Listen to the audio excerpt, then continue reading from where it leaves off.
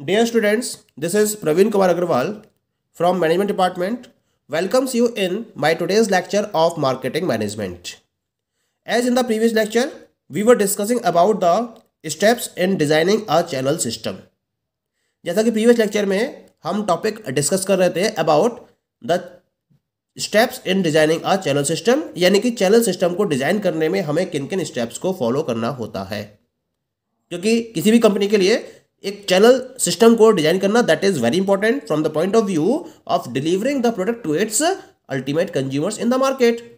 अपने प्रोडक्ट की अवेलेबिलिटी को फाइनल कंज्यूमर्स तक एंश्योर करने के लिए और उन तक डिलीवर करने के लिए हर कंपनी को एक प्रॉपर चैनल सिस्टम को डिजाइन करना बहुत जरूरी होता है। तो यहाँ हम उस चैनल सिस्टम के डिजाइन के रेफरेंस में स्टेप्स को डिस्कस कर रहे थे, जहाँ मैंने आपको बताया था कि डिफरेंट टाइप के स्टेप्स फॉलो किए जाते हैं। जैसे these are the steps which are followed. The first one was the formulating the channel objective, then identifying the functions performed by the channel. Third one was the analysis of the product and linking the channel design to the product characteristics. Fourth one was the evaluating the distribution environment including legal aspects. Next one was the evaluating competitors channel design. Next one was the evaluating company resources and matching the channel design to the resources. And the last one was the generating alternative designs, evaluating the designs and selecting that one that result in the best. तो ये steps से जो हमें discuss करने थे, इनमें से मैंने आपसे 4 स्टेप तक डिस्कस कर लिया था, यानी कि evaluating the distribution environment including legal aspects। यहां तक का टॉपिक मैंने आपसे प्रीवियस लेक्चर में डिस्कस कर लिया था। आज के लेक्चर में हम डिस्कस करेंगे rest of the steps. The fifth step in this process is evaluation of competitors channel design. क्या करना है इस स्टेप में आपको? इस स्टेप में जो भी आप चैनल डिजाइन को फॉलो करने जा रहे हो, उससे पहले आपको अपने कॉम्पिटिटर्स के चैनल डिजाइन को प्रॉपर्ली इवैल्यूएट करना है। क्यों जरूरी है ये? क्योंकि जब एक प्रॉपर स्ट्रेटजी को डेवलप किया जाता है तो उससे पहले उस स्ट्रेटजी के रिलेशन में कॉम्पिटिटर्स की स्ट्रेटजी को प्रॉपर्ली इवैल्यूएट करना जरूरी है, जिससे आप ये पता कर सको कि कॉम्पिटिटर्स किस तरीके से या किन पर्टिकुलर बेसिस को फोकस करते हुए अपने प्रोडक्ट को कंज्यूमर्स तक अवेलेबल करा रहे हैं, और क्या मार्केट में अपॉर्चुनिटीज अवेलेबल हैं जिसके बेसिस पर आप कॉम्पिटिटर्स से बेटर वे में अपने चैनल डिजाइन को फॉलो करते हुए कॉम्पिटिटर्स तक गुड्स को अवेलेबल करा सकते हो। तो जब तक आप कॉम्पिटिटर्स के चैनल डिजाइन को स्टडी नहीं करोगे तब तक आपके पास ऑल्टरनेटिव चैनल डिजाइंस डेवलप नहीं हो पाएंगे। तो ऑल्टरनेटिव चैनल डिजाइंस को क्रिएट करने के लिए और कॉम्पिटिटर्स की स्ट्रेटजी को समझने के लिए कॉम्पिटिटर्स के चैनल डिजाइन को इवैल्यूएट करना बहुत जरूरी है। क्या करते हो उसमें आप, है ना, जो भी आपके मेजर कॉम्पिटिटर्स हैं, I am not talking about all the competitors, आपको देखना है कि आपके मेजर कॉम्पिटिटर्स कौन कौन से हैं। तो आपको क्या करना है, जो आपके मेजर कॉम्पिटिटर्स हैं उनके द्वारा जिस चैनल पैटर्न को एडॉप्ट किया गया है उन चैनल पैटर्न्स की आपको एक लिस्ट तैयार करनी है, और उन चैनल पैटर्न्स के रेफरेंस में जो भी उनके प्लस और माइनस पॉइंट्स हैं उनको एनालाइज करना है कि प्लस पॉइंट क्या क्या है और माइनस पॉइंट क्या क्या है। उसके बेसिस पर आपको उनके द्वारा एडॉप्ट किए हुए चैनल पैटर्न को प्रॉपर्ली एनालाइज करना है। क्या होता है, मार्केट के अंदर जो मैक्सिमम नंबर ऑफ फर्म्स होती हैं वो एक तरीके से फॉलो द लीडर पॉलिसी को फॉलो करती हैं जब वो अपने चैनल डिजाइन को अडॉप्ट करती हैं। यानी कि जो मार्केट के अंदर लीडर है, जिसके पास मार्केट का मैक्सिमम शेयर होता है और जो एक तरीके से लीडर की पोजीशन में होता है मार्केट के अंदर, वो जिस पर्टिकुलर चैनल डिजाइन के बेसिस पर अपने प्रोडक्ट को सेल कर रहा होता है, मोस्ट ऑफ द फर्म्स या नंबर ऑफ फर्म्स ये कोशिश करती हैं कि वो उसी पॉलिसी को फॉलो करते हुए अपने चैनल डिजाइन को इंप्लीमेंट करें और उसी पैटर्न को फॉलो करते हुए अपने प्रोडक्ट की अवेलेबिलिटी को कंज्यूमर्स तक एंश्योर करें। लेकिन एक पर्टिकुलर फर्म मार्केट में कॉम्पिटिटिव एज को तब गेन कर सकती है जब वो कॉम्पिटिटर से बेटर वे के चैनल डिजाइन को प्रॉपरली इंप्लीमेंट करने की पोजीशन में आ सके। और ये तब हो सकता है जब आपको ये पता हो कि आपके कॉम्पिटिटर्स का चैनल डिजाइन क्या है, उसके प्लस और माइनस पॉइंट्स क्या है। तो इस स्टेज में आपको प्रॉपरली अपने कॉम्पिटिटर्स के चैनल डिजाइन को इवेल्युएट करना है, जिससे कि आप अपने कॉम्पिटिटर्स के ऊपर एक कॉम्पिटिटिव एज को गेन करने की पोजीशन में आ जाओ with the help of your channel strategy. That is clear. अब आपको मूव करना होता है to the next step, that is step number 6। और क्या कहता है ये स्टेप? Matching the channel design to company resources. Very important point. भाई जितने आपके पास रिसोर्सेज अवेलेबल होंगे उसी के अकॉर्डिंग तो सारे अरेंजमेंट्स आप कर सकते हो। सबसे बड़ा पॉइंट आ जाता है कि आपके पास रिसोर्सेज की अवेलेबिलिटी कितनी है, how much resources you are having, that is very important, क्योंकि उसके अकॉर्डिंग ही आप अपने चैनल डिजाइन को फॉलो कर सकते हो। तो आपको यह देखना है कि जो भी चैनल डिजाइन के ऑल्टरनेटिव्स आपने फॉलो किए हैं वो क्या कंपनी के रिसोर्सेज से मैच हो रहे हैं या नहीं हो रहे हैं।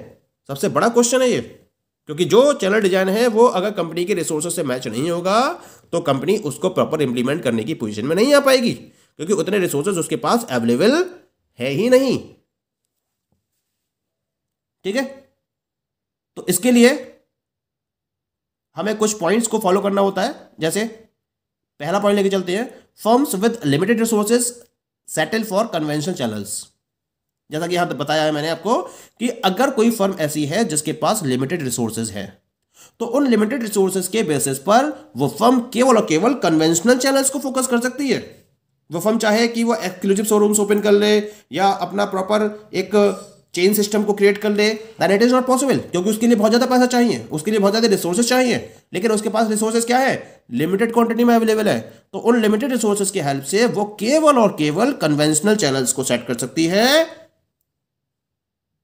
वो अपने बाकी डिपोट्स शोरूम्स इनको ओपन नहीं कर सकती। क्लियर। दूसरा पॉइंट आता है इसके अंदर, अगर कोई फर्म ऐसी है जिसके पास लार्जर रिसोर्सेज अवेलेबल है और उसके पास उसकी मार्केटिंग ऑपरेशंस भी लार्ज वे में फॉलो किए जा रहे हैं, तो उसके पास चॉइसेस रहती हैं। तब तो वो डिफरेंट टाइप के डिस्ट्रीब्यूशन चैनल्स को अडॉप्ट कर सकती है। जैसे वो कन्वेंशनल चैनल्स के थ्रू भी अपने प्रोडक्ट को सेल कर सकती है या कंज्यूमर्स तक अवेलेबल करा सकती है, डिपोट्स ओपन कर सकती है, डिफरेंट टाइप के एक्सक्लूसिव शोरूम्स को ओपन कर सकती है। A lots of options are there. जितनी भी लार्ज फर्म्स होती है मार्केट के अंदर वो ओमनी चैनल या मल्टी चैनल सेल्स अप्रोच को फोकस करती हैं और वो किसी एक डिस्ट्रीब्यूशन चैनल पर डिपेंडेंट नहीं होती हैं। वो डिफरेंट टाइप के डिस्ट्रीब्यूशन चैनल्स को फोकस करते हुए कंज्यूमर्स तक अपने प्रोडक्ट की अवेलेबिलिटी को एंश्योर करती हैं। यानी कि उनका पर्पज होता है speedy availability of the product, और जिस टाइम पर जिस प्लेस पर कस्टमर को प्रोडक्ट चाहिए उसी प्लेस पर और उसी टाइम पर वो प्रोडक्ट की अवेलेबिलिटी को एंश्योर करना, ये इनका मेन पर्पज होता है, मेन ऑब्जेक्टिव होता है। इसी वजह से जितनी भी लार्ज फर्म्स होती है मार्केट के अंदर वो किसी एक चैनल पर डिपेंडेंट ना होकर मल्टी चैनल पर डिपेंडेंट होती हैं, जिसको हम ओमनी चैनल सेल्स अप्रोच के नाम से भी जानते हैं। पॉइंट क्लियर हो गया? Okay. The last step is evaluating the alternatives and selecting the best. यानी कि आपने हर स्टेप को फोकस कर लिया है। कॉम्पिटिटर्स की पॉलिसी को भी देख लिया, अपने रिसोर्सेज को भी देख लिया, और भी आपने डिफरेंट पॉइंट्स को मेजर कर लिया। इन सारे पॉइंट्स को फोकस करने के बाद अब आपके पास डिफरेंट टाइप के ऑल्टरनेटिव्स कलेक्ट हो जाते हैं। और अब आपको क्या करना है, इन ऑल्टरनेटिव्स को प्रॉपर्ली इवेल्युएट करना है, और इवेल्युएशन के बाद इनमें से आपको जो बेस्ट वन फॉलो होगा अपनी कंडीशंस के अकॉर्डिंग उसको आपको सेलेक्ट कर लेना है। As with the completion of the foregoing steps, the number of alternatives would have narrowed down considerably. The firm must evaluate these alternatives and choose the best among them. तो जितने भी alternatives आपके पास collect हुए हैं in the foregoing steps, उनके basis पर आपको क्या करना है, अब इवेल्युएशन की प्रोसेस को फॉलो करना है, और इवेल्युएशन करने के बाद इनमें से बेस्ट को सेलेक्ट करना है। इसके लिए हम दो टाइप की अप्रोच को भी फोकस करते हैं यहां पर। एक होती है आपकी इकोनॉमिक इवैल्यूएशन और दूसरा होता है इसके अंदर दैट इज कंसेप्चुअल इवैल्यूएशन। पहले हम बात करते हैं अबाउट द इकोनॉमिक इवैल्यूएशन की। इकोनॉमिक इवैल्यूएशन का मतलब क्या होगा, कॉस्ट एंड एफिशिएंसी। ये दो मेन पैरामीटर्स होते हैं जितने भी आपके पास ऑल्टरनेटिव्स अवेलेबल हैं, आप ये देखोगे कि अगर उन ऑल्टरनेटिव्स को आप इंप्लीमेंट करते हो तो क्या उनकी कॉस्ट रहेगी और एफिशिएंसी क्या रहेगी। यानी कि एफिशिएंसी का मतलब है how many number of customers can be reached by using that particular channel. उस चैनल का यूज करते हुए आप कितने नंबर ऑफ कंज्यूमर्स तक अपने प्रोडक्ट की अवेलेबिलिटी को एंश्योर कर सकते हो। और आप क्या चाहते हो कि आपकी कॉस्ट क्या हो, कम से कम हो, और आपके नंबर ऑफ कस्टमर्स की अप्रोच क्या हो, मैक्सिमम हो। तो यहां आप कॉस्ट और एफिशिएंसी के बेसिस पर ये देखते हो कि आप के जो डिफरेंट चैनल डिजाइन है वो कितना इस पर सटीक बैठते हैं। तो पहले आपको क्या करना होगा, सबसे पहले आपको सेल्स वॉल्यूम को डिटरमाइन करना होगा। हर ऑल्टरनेटिव डिजाइन के रेफरेंस में आप ये डिटरमाइन करोगे कि अगर मैं इनको इंप्लीमेंट करता हूं तो इनसे कितना सेल्स वॉल्यूम कलेक्ट होगा। और दूसरा, अगर इनको सेटअप किया जाता है तो इनको सेटअप करने की कॉस्ट क्या होगी। तो 2 पॉइंट्स आ गए, आपने सेल्स वॉल्यूम को डिटरमाइन कर लिया और दूसरे स्टेप में आपने इनको सेटअप करने के कॉस्ट को भी डिटरमाइन कर लिया है। अब आप क्या करोगे, इस सेल्स वॉल्यूम और कॉस्ट के बेसिस पर ये देखोगे कि कौन सा पर्टिकुलर ऑल्टरनेटिव डिजाइन आपको बेस्ट रिजल्ट्स प्रोवाइड कर रहा है, यानी कि जहां सेल्स वॉल्यूम मैक्सिमम है और कॉस्ट ऑफ सेलिंग मिनिमम है, तो उस पर्टिकुलर ऑल्टरनेटिव को आप सेलेक्ट करने की पोजीशन में आ जाओगे। तो यहां कॉस्ट वर्सेस एफिशिएंसी का गेम हो गया। सेल्स एफिशिएंसी को डिपेंड कर रहा है और कॉस्ट ऑफ सेलिंग कॉस्ट को डिपेंड कर रही है। तो जहां कॉस्ट मिनिमम और एफिशिएंसी आपको मैक्सिमम दिखाई देगी, उस पर्टिकुलर स्टेप या उस पर्टिकुलर डिजाइन को आप क्या करोगे, सेलेक्ट करोगे। Okay, second is the conceptual evaluation. Conceptual evaluation क्या होता है, हम क्या करते हैं इसके अंदर, हम पर्टिकुलर जो भी ऑल्टरनेटिव्स है उनकी फ्लेक्सिबिलिटी और कंट्रोलेबिलिटी को एसेस करने के लिए इस पर्टिकुलर इवैल्यूएशन को फोकस करते हैं। डिसाइड तो आपके पास इकोनॉमिक इवैल्यूएशन में ही हो जाता है कि किस पर्टिकुलर ऑल्टरनेटिव को आपको फाइनली सिलेक्ट करना है, लेकिन उसके बाद जो भी बेस्ट ऑल्टरनेटिव्स आपके पास अवेलेबल होते हैं उनके रिगार्डिंग आप कंसेप्चुअल इवैल्यूएशन को भी फोकस करते हो और उसमें ये देखते हो कि कौन से पर्टिकुलर जो ऑल्टरनेटिव्स हैं जो मैक्सिमम फ्लेक्सिबिलिटी और कंट्रोलेबिलिटी प्रोवाइड कर रहे हैं। ठीक है, और जिन पर्टिकुलर ऑल्टरनेटिव्स के रेफरेंस में आपको कॉस्ट मिनिमम, एफिशिएंसी मैक्सिमम और फ्लेक्सिबिलिटी और कंट्रोलेबिलिटी भी मैक्सिमम दिखाई देती है, उस पर्टिकुलर ऑल्टरनेटिव को आप अपने फाइनल चैनल डिजाइन के बेस पर सिलेक्ट कर लेते हो। Clear? So these all are the steps while designing a channel system by any of the firm. Okay, thank you.